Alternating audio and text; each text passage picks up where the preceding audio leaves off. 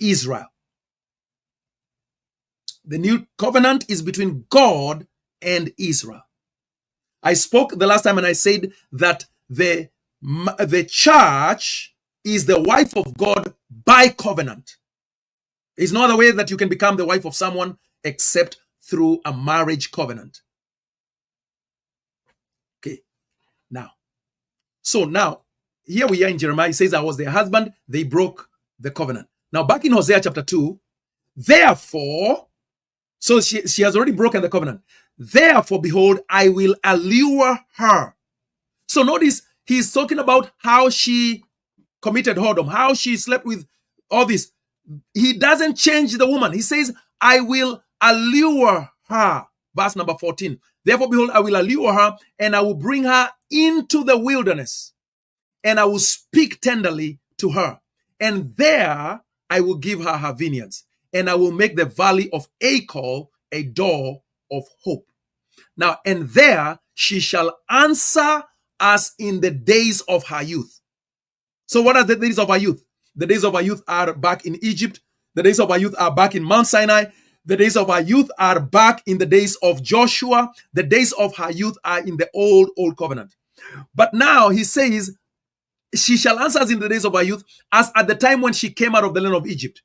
And in that day, so in the future, declares the Lord, you, talking to Israel, will call me my husband. So the marriage will be renewed. The marriage will be renewed. So he's not marrying a different woman. He is marrying the same woman. You will call me my husband. No longer will you call me my Baal. For I will remove the names of the Baals from her mouth, and they shall be remembered by name no more.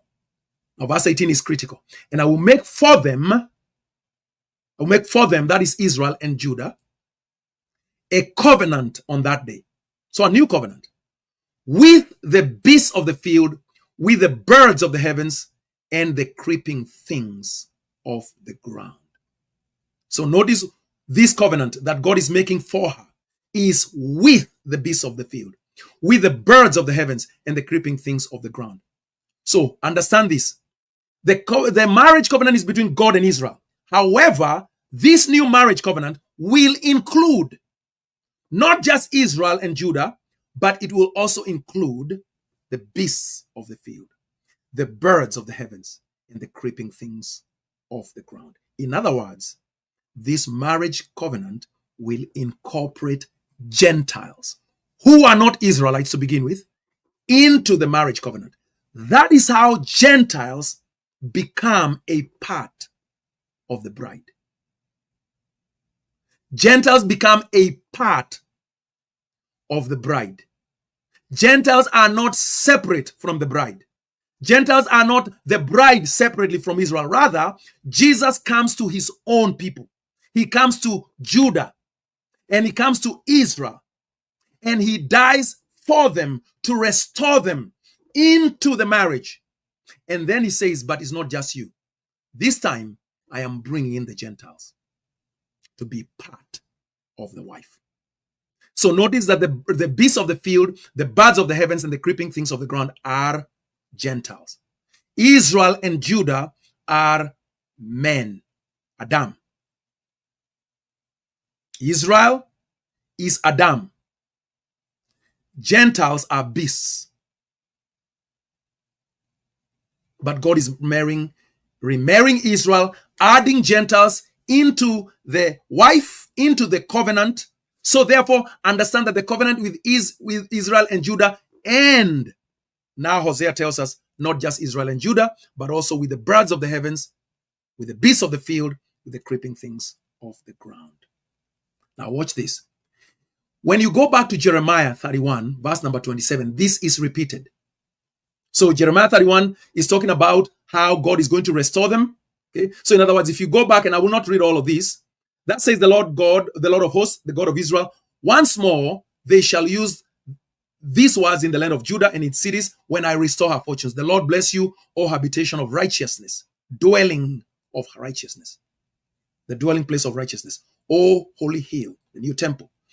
And Judah and all its cities shall dwell there together, and the farmers and those who wander with their flocks, for I will satisfy the weary soul. Come to me, I will give you rest. And every languishing soul I will replenish.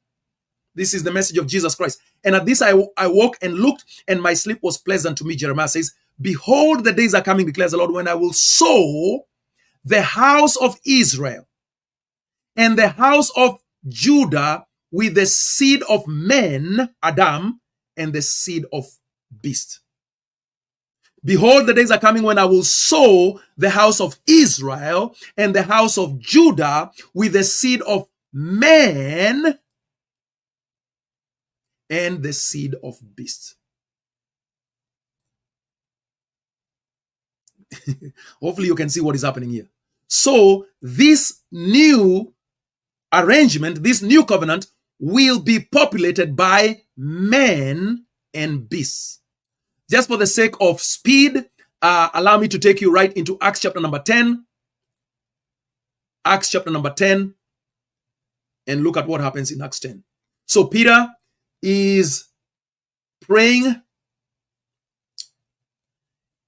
and he becomes hungry and wanted to something to eat. But while they were preparing it, he falls into a trance, and the heavens opened.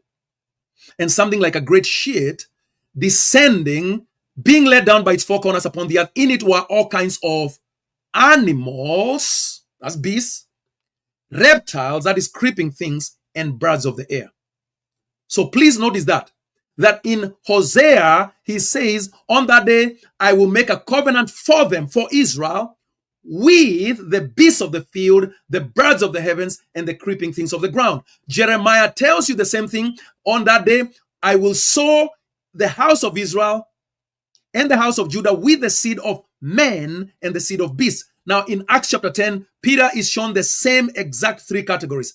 Animals, that is beasts, reptiles, creeping things, and birds of the air. And there came a voice to him, rise, Peter, kill and eat. Peter said, by no means, for I've never eaten anything that is common or unclean. The voice said to him, what God has made clean, do not call common.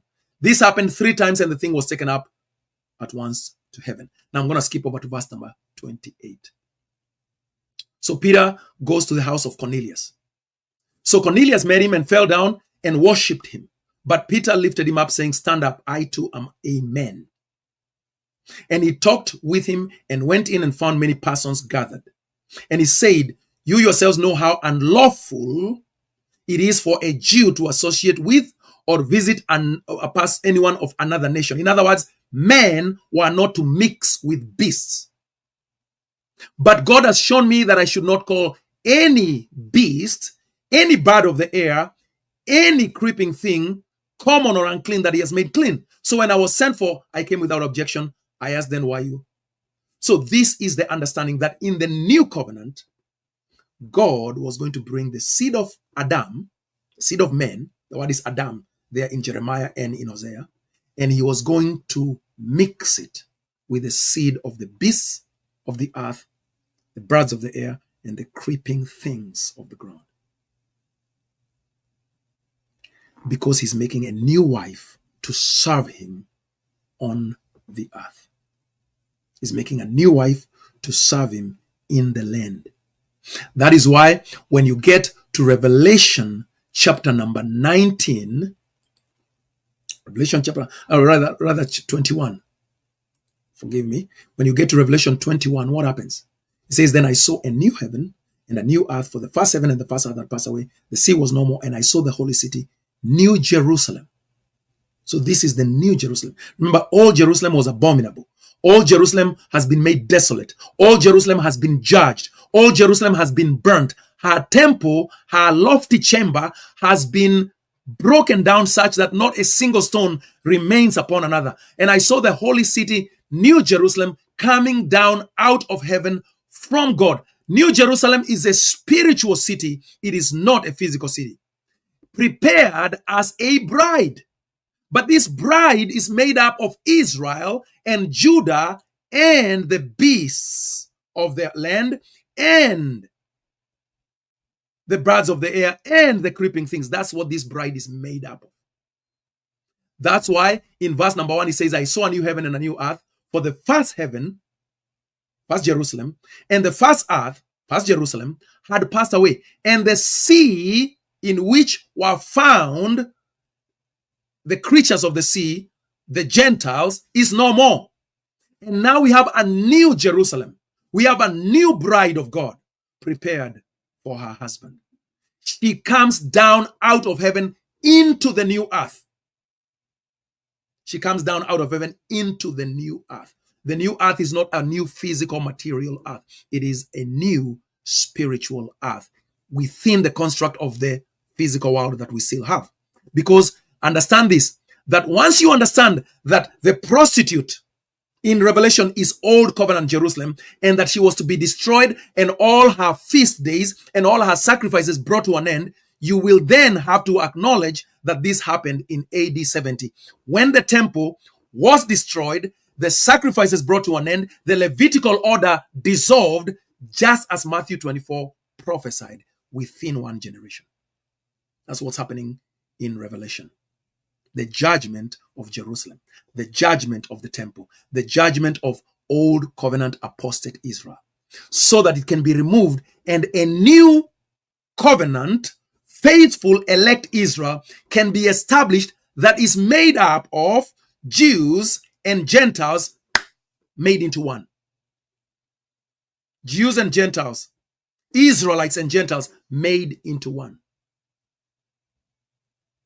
The hostility between Israelites and other nations is removed, and now God has a new wife.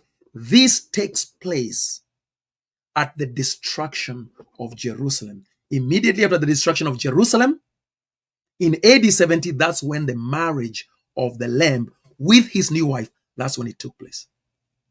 Once old covenant Israel was dead, God could legally marry a new wife. And he did. You need to understand that this is not in our future. The marriage of the Lamb is not in our future. The marriage of the Lamb happened in our past at the time that old covenant Jerusalem was utterly obliterated and brought to an end. She was punished as a woman who commits adultery and kills her own children. She was stoned by the Romans. She was run through with swords until the blood came out of her completely. Then, right after the judgment, the marriage feast of the Lamb. Revelation 19. That's a relationship between the judgment of the prostitute and the marriage of the Lamb. So notice, now, I want to show you something here because this is really important. Now, so we know the New Jerusalem is God's bride. It has been adorned for her. Now, watch this. I'm going to skip over here to verse number 9. Okay, verse number 9. Then came one of the seven angels who had the seven bowls full of the seven last plagues and spoke to me, saying, "Come, I will show you the bride, the wife of the Lamb." So the bride is the wife of the Lamb. Remember that in Hosea chapter 2, the wife of the Lamb is the woman who had been unfaithful in her youth. Notice this. He says, "Then I will allure her." After all this whoredom, I will allure her into the wilderness. I will give her vineyards. I will give her hope. And there she shall answer as in the days of her youth. So this is old covenant Israel being renewed. He's making all things new. He is renewing his wife. He is not separating her from Gentiles and marrying the Gentiles. And then I don't even know what happens to Israel in that whole dispensational scheme. Is the same wife, but he cuts out of her the cancer. He cuts out of her all the rebellion. He cuts out of her all the branches that will not produce fruit. He cuts out of her all the thorns and the thistles, and he leaves only that which can produce. So notice that in that day, she or you, Israel, will call me my husband. So here in Revelation chapter number 21, "Come, I will show you the bride, the wife of the Lamb." And he carried me away in the spirit to a great high mountain, and he showed me the holy city, Jerusalem, coming down out of heaven from God. So she's coming to the earth, having the glory of God. Its radiance like a most rare jewel, like a jasper, clear as crystal. It had a great high wall.